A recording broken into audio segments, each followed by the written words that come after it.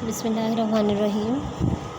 Dubai international public school and college Mansehra, class 9th, subject biology, chapter bio energetics, topics mechanism of photosynthesis and factors of photosynthesis. ठीक है, आज हम ये दोनों topics पढ़ने जा रहे हैं, mechanism of photosynthesis and factors of photosynthesis. So firstly we discuss about mechanism of photosynthesis. अब जो मैकेनिज़्म ऑफ फोटोसिंथेसिस है, ये एक ऐसा प्रोसेस है फोटोसिंथेसिस का जो कि 2 स्टेप्स में क्या होता है, कंप्लीट होता है। ठीक है, अब 2 स्टेप्स में कौन कौन से 2 स्टेप्स में कंप्लीट होता है? That is first one that is light reaction and second one that is dark reaction. अब what is light reaction and what is dark reaction in this mechanism, in this picture. ये जहाँ पे जो picture आपको पूरी summary की एक picture दिखाई दी गई है, आपके पास ये एक समरी की पिक्चर है जिसमें आपको लाइट रिएक्शन भी दिखाई दे रहा है और डार्क रिएक्शन भी दिखाई दे रहा है। ठीक है, इसको थोड़ा हम जूम करके देखते हैं।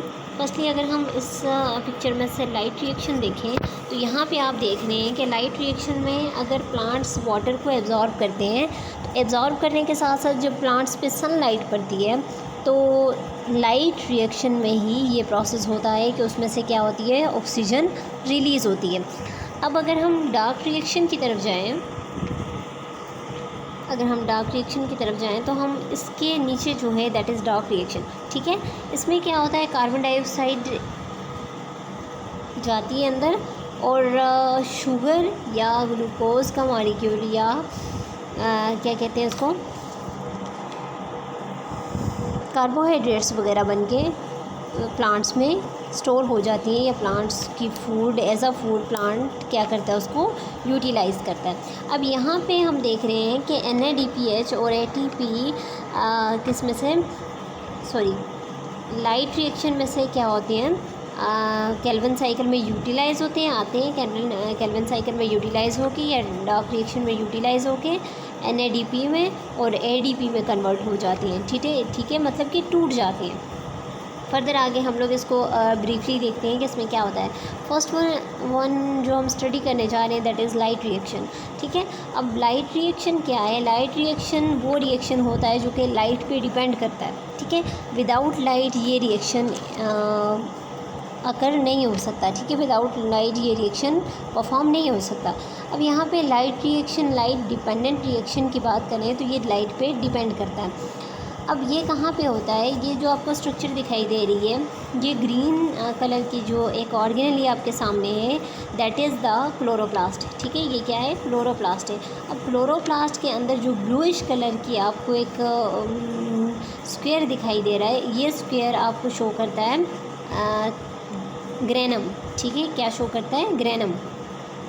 अब इस ग्रेनम में या थाइलाकोइड मेम्ब्रेन में एक प्रीवियस लेक्चर में भी हम लोगों ने पढ़ा था कि उसकी थाइलाकोइड मेम्ब्रेन के अंदर photosystem 2 cytochrome B complex and photosystem 1 लगा होता है। ठीक है, अब जब सनलाइट इस पर पड़ती है तो सनलाइट पड़ने के साथ साथ जो इसके अंदर इलेक्ट्रॉन्स होते हैं वो क्या हो जाते हैं, एक्साइटेड स्टेट में आ जाते हैं। जब वो इलेक्ट्रॉन्स एक्साइटेड स्टेट में आना स्टार्ट होते हैं तो इसके अंदर मौजूद जो वाटर होता है वो क्या होता है, ब्रेक डाउन हो जाता है। वाटर ब्रेक डाउन होकर हाइड्रोजन और ऑक्सीजन में टूट जाता है। जब वाटर ऑक्सीजन और हाइड्रोजन में टूट जाता है तो ऑक्सीजन क्या हो जाती है, in this process, light reaction के प्रोसेस में ऑक्सीजन क्या होती है, रिमूव हो जाती है एज अ प्रोडक्ट। ठीक है, इसके अलावा ADP और एक फॉस्फेट ग्रुप मिलके क्या बना देता है, ATP बना देता है। ठीक है, इस लाइट रिएक्शन का जो एक और प्रोडक्ट है दैट इज़ ATP, जो आपको यहाँ पे दिखाई दे रहा है। इसके अलावा NADP के साथ एक हाइड्रोजन आके अटैच होगा जिससे ये क्या हो जाएगा, NADPH में कन्वर्ट हो जाएगा। ठीक है, अब ये प्रोडक्ट्स आपने याद रखनी है। यहाँ पे ATP, NADPH और ऑक्सीजन यहाँ की प्रोडक्ट्स हैं और हम वाटर, ADP और NADP क्या यहाँ के रिएक्टेंट्स हैं। इसके अलावा सनलाइट, ये यहाँ के रिएक्टेंट्स हैं लाइट रिएक्शन के, और ऑक्सीजन, ATP और NADPH क्या है, ये लाइट रिएक्शन के प्रोडक्ट्स हैं। फर्दर हम देखने जा रहे हैं डार्क रिएक्शन। अब डार्क रिएक्शन जो है वो लाइट डिपेंडेंट रिएक्शन नहीं होता, ये लाइट पे डिपेंड नहीं करता, ठीक है। It is also known as Calvin cycle. Dark reaction को केल्विन साइकिल भी कहा जाता है। अब डार्क रिएक्शन को जहाँ केल्विन साइकिल कहा जाता है तो इसको केल्विन साइकिल इसलिए कहा जाता है क्योंकि ये मेल्विन केल्विन एक साइंटिस्ट था जिसने इसको डिस्कवर किया था, ठीक है। अब डार्क रिएक्शन जो होता है, हम लोगों ने पढ़ा था कि जो लाइट रिएक्शन है वो स्ट्रोमा ऑफ द क्लोरोप्लास्ट में अकर होता है, ठीक है। सॉरी, स्ट्रोमा ऑफ क्लोरोप्लास्ट नहीं, थाइलाकोइड मेम्ब्रेन में क्या होता है, अकर होता है। अब इसी तरह ग्रेनम ऑफ क्लोरोप्लास्ट में क्या होता है, अकर होता है। इसी तरह से अगर हम बात करते हैं केल्विन साइकिल की तो ये कहाँ पे अकर होता है, स्ट्रोमा ऑफ क्लोरोप्लास्ट में अकर होता है, ये थाइलाकोइड मेम्ब्रेन वगैरह में अकर नहीं होता। इसी तरह से जब ये स्ट्रोमा ऑफ क्लोरोप्लास्ट में अकर हो रहा होता है तो यहाँ पे क्या होता है, हम लोगों ने देखा था जो लाइट रिएक्शन के प्रोडक्ट्स थे वो था ATP और NADPH, सॉरी, ठीक है। अब ATP और NADPH यहाँ पे आपको क्लियर हो रहा है इस इमेज में, यहाँ पे ये दोनों चीज़ें क्या हो रही हैं, यूटिलाइज़ हो रही हैं। यहाँ पे इस केल्विन साइकिल में ATP और NADPH यूटिलाइज़ हो रहा है, यूज़ हो रहा है, और क्या हो रहा है, ATP टूट रहा है एक फॉस्फेट ग्रुप में और साथ में ADP में, मीन दैट के ATP के साथ से एक फॉस्फेट ग्रुप क्या हो जाता है, अलहदा हो जाता है। इसी तरह से NADPH के साथ से एक हाइड्रोजन यूटिलाइज़ हो जाता है और NADP रह जाता है, ठीक है। यहाँ पे अच्छा, इसके अलावा इस केल्विन साइकिल में क्या होता है, कार्बन डाइऑक्साइड यूटिलाइज़ होती है और शुगर, कार्बोहाइड्रेट या शुगर वगैरह क्या होती है इसमें बन जाती है। अब इसका प्रोडक्ट क्या है, इसके प्रोडक्ट्स हैं हमारे पास ADP और एक फॉस्फेट, NADP और इसके अलावा एक ग्लूकोज का मॉलिक्यूल, मीन दैट के कार्बन डाइऑक्साइड क्या हो जाती है, कार्बन डाइऑक्साइड का मॉलिक्यूल रिड्यूस होता है और क्या बना देता है, कार्बोहाइड्रेट बना देता है, ठीक है। इसी तरह से अगर हम बात करते हैं ATP की तो ATP किस में टूट जाता है, ADP और एक फॉस्फेट ग्रुप में, और एनर्जी क्या करता है, प्रोवाइड करता है, ठीक है। और NADPH भी क्या करता है, हाइड्रोजन प्रोवाइड करता है इसको, केल्विन साइकिल को, ठीक है। अब यहाँ तक तो हम लोगों ने देख लिया डार्क रिएक्शन और लाइट रिएक्शन। अब डार्क रिएक्शन, लाइट रिएक्शन देखने के बाद हम लोग देखते हैं what are the concepts of limiting factor in photosynthesis. अब लिमिटिंग फैक्टर्स जो फोटोसिंथेसिस के हैं वो कुछ यूँ हैं, there are 3 important factors that can limit the rate of photosynthesis, ठीक है। अब फैक्टर्स वो होते हैं जो कि किसी चीज़ पे अफेक्ट करें, ठीक है, कोई असर रखें। अब ये 3 फैक्टर्स, ये 3 चीज़ें ऐसी हैं जो कि फ़ोटोसिंथेसिस के रेट पे क्या करती हैं, असरअंदाज होती हैं। लाइट, कार्बन डाइऑक्साइड की कंसंट्रेशन, इसके अलावा टेम्परेचर। फर्स्ट वन जो हम देखने जा रहे हैं दैट इज़ लाइट। अब लाइट जैसा कि हम जानते हैं sunlight, light is a form of energy, ठीक है। लाइट एक एनर्जी की एक फॉर्म है, इसी को प्लांट्स क्या करते हैं, क्लोरोफिल क्या करते हैं, एब्जॉर्ब करते हैं और कन्वर्ट कर देते हैं किसमें, केमिकल एनर्जी में। जब इसको केमिकल एनर्जी में कन्वर्ट कर देते हैं तो ये केमिकल एनर्जी स्टोर हो जाती है ऑर्गेनिक कंपाउंड में। ऑर्गेनिक कंपाउंड क्या है, ग्लूकोज, ठीक है। अब लाइट इंटेंसिटी की अगर हम बात करें तो लाइट इंटेंसिटी वेरी करती है time to time and place to place, ठीक है। डिफरेंट प्लेस में डिफरेंट लाइट होती है और डिफरेंट टाइम में डिफरेंट लाइट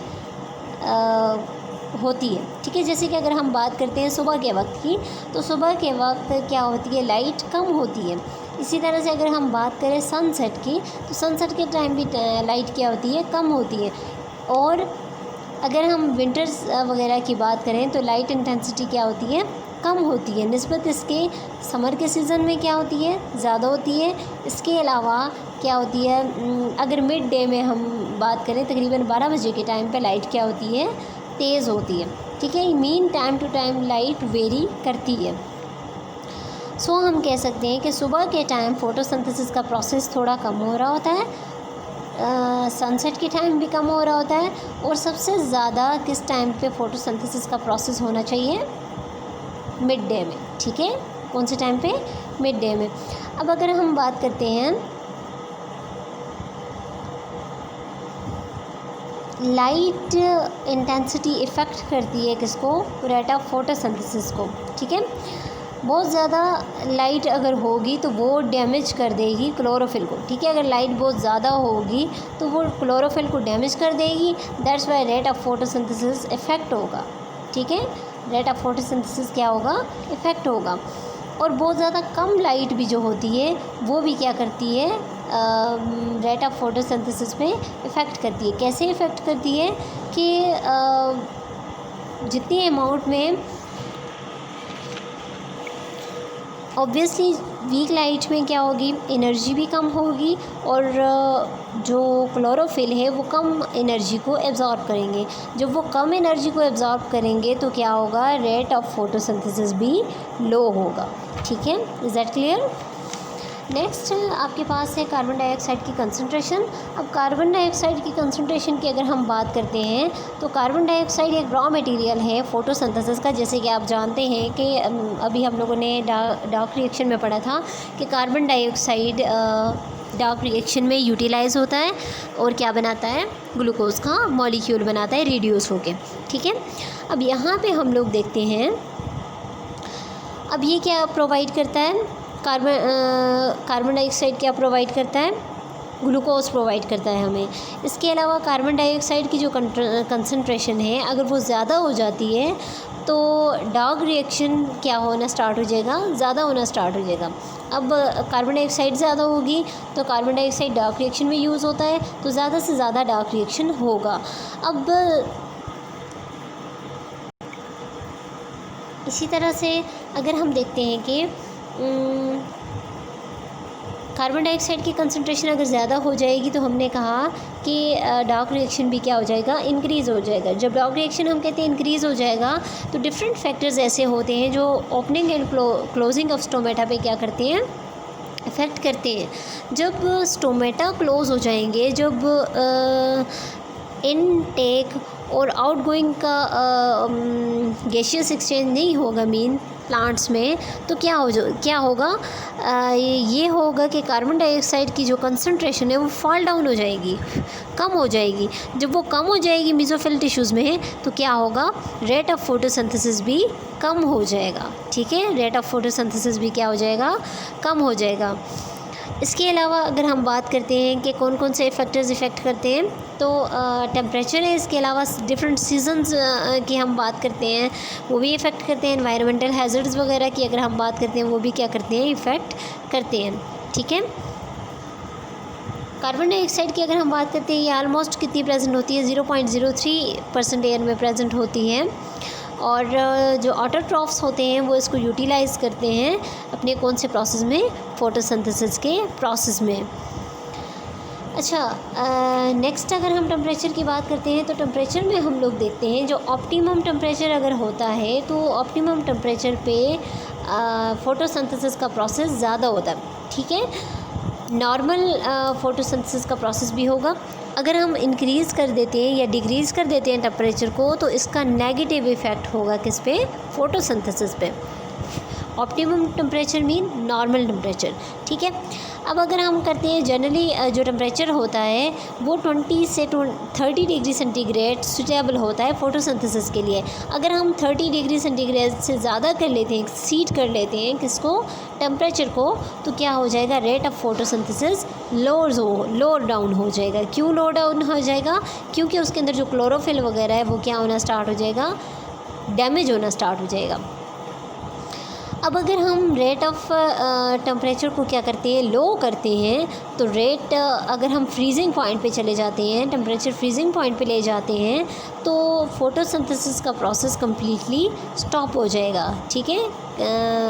कम होते होते वो बिल्कुल क्या हो जाएगा? स्टॉप हो जाएगा।